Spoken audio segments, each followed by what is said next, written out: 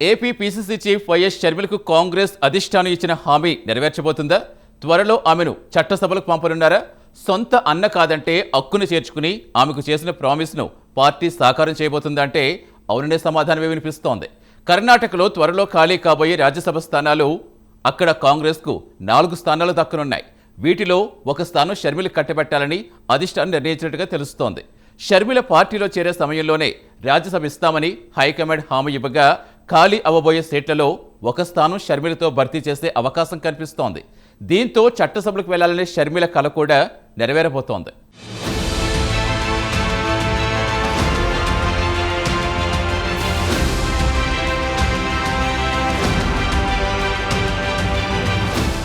AP PCC chief YS Rajasekhara Reddy ముద్దుల తనయ షర్మిలారెడ్డికి Rajya Sabha seat ఖరారైనట్టు తెలుస్తోంది. కర్ణాటక నుంచి షర్మిల కాంగ్రెస్ అభ్యర్థిగా బరిలోకి దిగనున్నారు. ఈ మేరకు పార్టీ యువనేత రాహుల్, సోనియా ఇచ్చిన హామీ నెరవేరనుంది. వైఎస్ఆర్ కు అత్యంత సన్నిహితుడైన Karnataka deputy CM DK Shivakumar Sharmila Congress లో చేరే ముందు హామీ ఇచ్చారు. తర్వాత దానిని రాహుల్ ఆమోదించారు. నిజానికి అదే కర్ణాటక నుంచి ఈ అవకాశం గతంలోనే వచ్చినప్పటికీ కేవలం 2 ఏళ్ల పదవీ కాలం ఉన్నందున షర్మిల ఆసక్తి చూపించలేదని తెలుస్తోంది. కర్ణాటక నుంచి షర్మిలకు రాజ్యసభ సీట్ ఇవ్వడం ద్వారా ఏపీలో పార్టీని బలోపేతం చేసే అవకాశం ఉంటుందని పార్టీ నాయకత్వం భావిస్తోంది. జగన్ జైల్లో ఉన్నప్పుడు పాదయాత్ర చేసిన తర్వాత ఆమె పార్లమెంటుకు వెళ్లేందుకు ఆసక్తి చూపారు. కానీ కుటుంబంలో ఒకరే రాజకీయాల్లో ఉండాలన్న సూత్రాన్ని తెరపైకి తెచ్చిన జగన్ ఆమెను వ్యాపారాలు చూసుకోమని చెప్పారు. అలా వ్యాపారాల్లో ఎలాంటి బాధ్యతలు అప్పచెప్పకపోవడంతో ఆస్తుల విషయంలో గొడవలు జరగడంతో షర్మిల జగన్ పై తిరుగుబాటు బావుట ఎగరవేసిన విషయం తెలిసిందే.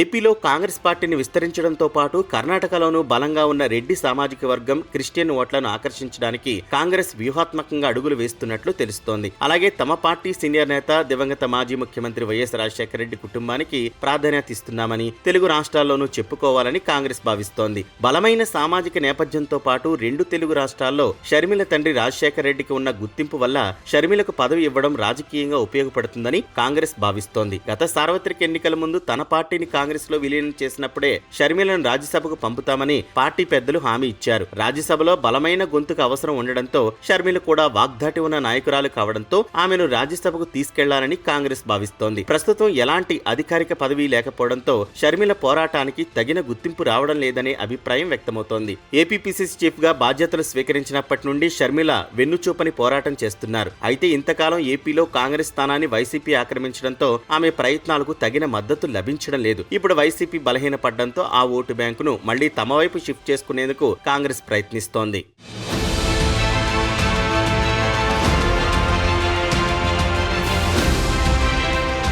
షర్మిలను రాజ్యసభకు పంపడం ద్వారా ఏపీలోని తమ శ్రేణులకు నమ్మకం కలిగించాలని కాంగ్రెస్ భావిస్తోంది. పార్టీని నమ్ముకున్న వారికి న్యాయం చేస్తామని చెప్పడంతో పాటు ఇతర పార్టీల్లోనూ కాంగ్రెస్ కేడర్ను తిరిగి ఆకర్షించాలని చూస్తోంది. ఇందుకోసం తెలంగాణ, కర్ణాటకలోని కాంగ్రెస్ ప్రభుత్వాల సహకారం తీసుకోనుందట. స్పష్టమైన వైఖరి ప్రదర్శించగల నేర్పు, మాట తీరు షర్మిలకు అడ్వాంటేజ్ కాబట్టి మహిళా నేతగా కాంగ్రెస్ లో షర్మిల ఎదుగుదల మరింత వేగం పుంజుకుంటుందని భావిస్తున్నారు. షర్మిల సేవలను దక్షిణాదిలో వాడుకోవచ్చని కాంగ్రెస్ భావిస్తున్నట్టు తెలుస్తోంది. మొత్తానికి పార్లమెంట్ వెళ్లాలన్న కోరిక అసలు అన్న జగన్ వల్ల కాకపోయినా కొసరు అన్న రాహుల్ గాంధీ ద్వారా తీరిందన్నమాట.